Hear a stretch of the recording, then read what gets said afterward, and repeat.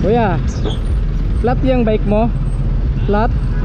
Gusto mo ano, sumakay ka sa akin, akayin mo yung bike mo papuntang vulcanizing shop. Malayo pa. Malayo pa yan papunta doon. Sakay ka lang tapos akayin mo yan. Hindi. Ang init maglakad. Dito ka, sakay ka dito. Tuturo ko sa'yo kung paano. Sakay ka, akin yung bike mo muna.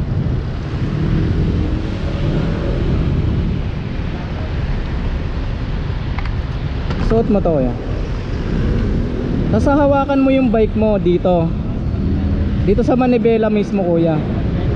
Oo, ang layo pa ng vulcanizing dito eh. Ang init pa rin. Sakay ka. Hawakan mo yan. Diyan, pwesto mo lang siya dyan ha. Dahan-dahan lang tayo.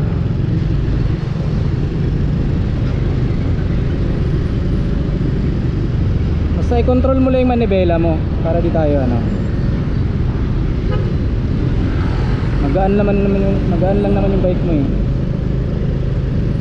Malayo pa vulcanizing dito eh. Dito tayo sa ano, kakanan tayo dyan. Kontrolin mo lang ha. Dito ka pa sa C5 na Tiempo eh no. Walang vulcanizing dito eh. Dito kakanan tayo dito. Oo. Nalampasan na kita kanina, sabi ko baka flat yun. Eh walang vulcanizing dito. Ang init dito, tapos wala pang vulcanizing dito. Kakanan lang tayo dito, meron na dyan sa unahan. Sayang wala kasi akong dalang gamit, nandun sa isa kong motor. Nagbo-vulcanize ako, yung rescue lang. Eh kaso wala akong dala. Oo. Control mo lang yung manibela. Gigilid. Diyan sa unahan meron dyan. Oo, medyo malayo-layo pa nga eh. Kaya sabi ko sakay na kita. Eh baka hindi mo rin alam yung vulcanizing dito. Andun, kung diniretso mo lang yan, libis ano ka pa, Bagumbayan ka pa, ang layo pa. Kasi dito mga ano na yan eh. Dito meron dito eh. Kaya sabi ko balikan nga kita, baka hindi mo alam yung vulcanizing eh. Oo, na-tsempohan ka pa dito sa C5. Wala dito eh. Madalas kang magbike? Alam mo sir, mas maganda sir, bumili ka ng ano. Mas maganda sir, bumili ka ng yung pang ano lang, emergency. Panghangin, mura lang yun, 150. Tapos 50 lang yung pang dikit. Yun, pang emergency talaga yun. Ano ba, maplatan ka, pwede yun.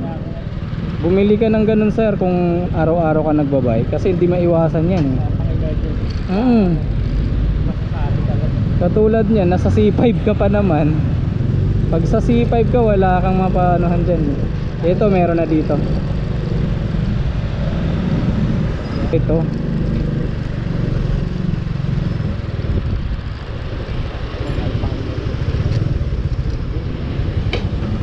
May vulcanizing guys sir. Ayun, meron pala. Mababa ka sir. Iwan na kita dito sir. Kaya salamat Oo, may pambayad ka? Sige, meron po. Ay, sige, thank you. Ingat po kayo sir, mainit. Ayun, natulungan natin si kuya. Sobrang init sa C5. Tapos